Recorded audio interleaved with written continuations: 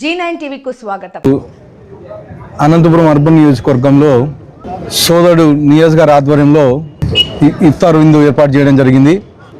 ముస్లింలు పవిత్ర మాసంగా భావించే రంజాన్ నెలలో ప్రతిరోజు అనంతపురం అర్బన్ నియోజకవర్గం వేల మంది ముస్లిం సోదరులు ఈ రంజాన్ ఉపవాసాలు ఉంటున్నారు.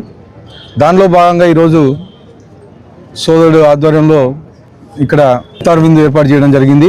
ముఖ్యంగా మా ముఖ్యమంత్రి వర్యులు నారా చంద్రబాబు నాయుడు గారు ముస్లింల పక్షపాతి, బడుగు బలహీన వర్గాల ఆశాజ్యోతి. ముఖ్యంగా గత 5 ఏళ్లలో ఎక్కడైతే మసీదుకు కానీ అలాగే ఇమాం మౌజాలకు కానీ ఎక్కడే కానీ ₹1 ఖర్చు పెట్టిన దాఖలాలు లేవు.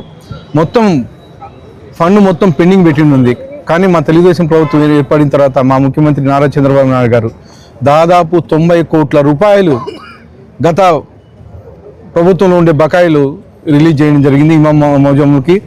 ముఖ్యంగా అవే కాకోకుండా మసీదు మరమ్మతులకు డబ్బులు ఇవ్వడం జరిగింది. అలాగే రంజాన్ గతంలో మేము రంజాన్ తోఫా ఇచ్చేవాళ్ళం. అది జగన్మోహన్ రెడ్డి వచ్చిన తర్వాత రంజాన్ తోఫా కానీ కానుకలు కానీ క్యాన్సిల్ చేయడం జరిగింది. మళ్ళా మా ముఖ్యమంత్రి గారు ఎందుకంటే ఆర్థిక సంక్షోభంలో ఉన్నా కానీ వచ్చే సంవత్సరం నుంచి రంజాన్ తోఫా ఇచ్చే ఏర్పాటు చేయడం కానీ జరుగుతుందని చెప్పేసి తెలియజేస్తా ఉన్నాను. అదే కాకుండా అనంతపురం అర్బన్ నియోజకవర్గంలో దాదాపు 120 మసీదులు ఉన్నాయి. ఈ గత నెల ముందు నుంచి అంటే అక్కడ మౌలిక వస్తువులు అయితే ఏమి, తర్వాత టాయిలెట్స్ అయితే ఏమి, తర్వాత వాటర్ ఇవైతే ప్రతి సచివాలయంను పిలిచి అక్కడ ఉండే మసీదులకు కావాల్సిన మౌలిక సదుపాయాలు కానీ ఏర్పాటు చేయించడం జరిగింది. దానిలో భాగంగా ఈరోజు అనంతపురం అర్బన్ నియోజకవర్గంలో దాదాపు 120 మసీదులు చాలా జాగ్రత్త మౌలిక వసతులు కల్పించడం జరిగిందని చెప్పి తెలియజేస్తాను.